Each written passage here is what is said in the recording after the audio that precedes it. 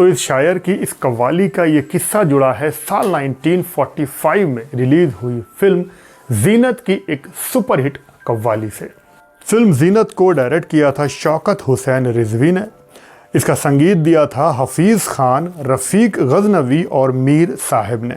जिस कव्वाली की मैं बात करूंगा इसको लिखा था नक्शब जारचवी ने। उन्होंने कव्वाली लिखी, आहें ना भरी शिकवे ना किए, कुछ भी ना जुबां से काम लिया।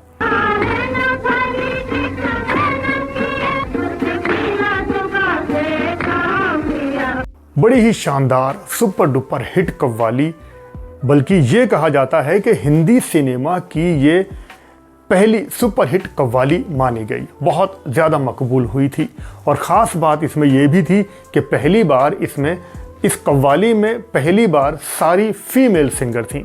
मतलब एक ऐसी कव्वाली जिसको पहली बार सारी फीमेल सिंगर्स ने गाया था, जैसे कि सिंगर नूरजहां, ज़ोहराबाई अंबाले वाली और अमीर बाई कर्नाटकी। संगीत भी शानदार, कव्वाली गाई बहुत अच्छी और लोगों को बहुत पसंद आई थी। लेकिन इस कव्वाली में एक शेर आता है, हम दिल को पकड़कर बैठ गए, हाथों से कलेजा थाम लिया।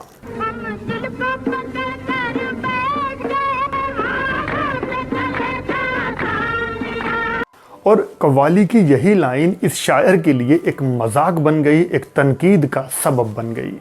गीतकार नक्शब के कुछ करीबी लोग उनकी चुटकी लिया करते और उनका मजाक उड़ाया करते कि नक्शब साहब ये शायर के कितने हाथ हैं, जब हाथों से दिल को पकड़ लिया तो कलेजा कौन से हाथों से थामा। इसका मतलब शायर के 4 हाथ हैं। और इसी बात पर नक्शब चिढ़ जाया करते, झुंझला उठते और बोलते, मियाँ तुमको शायरी की तो समझ है नहीं, तुम लोग बस नुक्ताचीनी किया करते हो। लेकिन इस कव्वाली को लोगों ने ऐसे ही एक्सेप्ट कर लिया और यह कव्वाली बहुत ही कामयाब रही। नक्शब का असली नाम था अख्तर अब्बास, तखल्लुस उन्होंने नक्शब रख लिया था। उन्होंने बहुत सी फिल्मों में हिट गाने लिखे, जैसे कि फिल्म जुगनू और महल।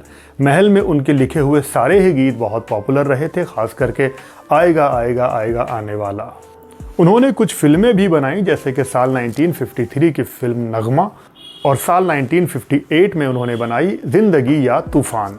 उनके जो करीबी दोस्त और जानकार थे उनका ये कहना था कि नक्शब बहुत ज़्यादा कॉन्फिडेंस से भरे हुए रहते थे और शायद कभी कभी ये उनका ओवर कॉन्फिडेंस उनके लिए ठीक नहीं रहता था। उनको बाद में बहुत ज़्यादा घोड़ों पर रेस लगाने का शौक़ भी पैदा हो गया था, जहाँ पर वो घोड़ों की रेस पर बहुत ज़्यादा पैसा लगाते थे, बल्कि यूँ कहें कि पैसा गंवाते थे।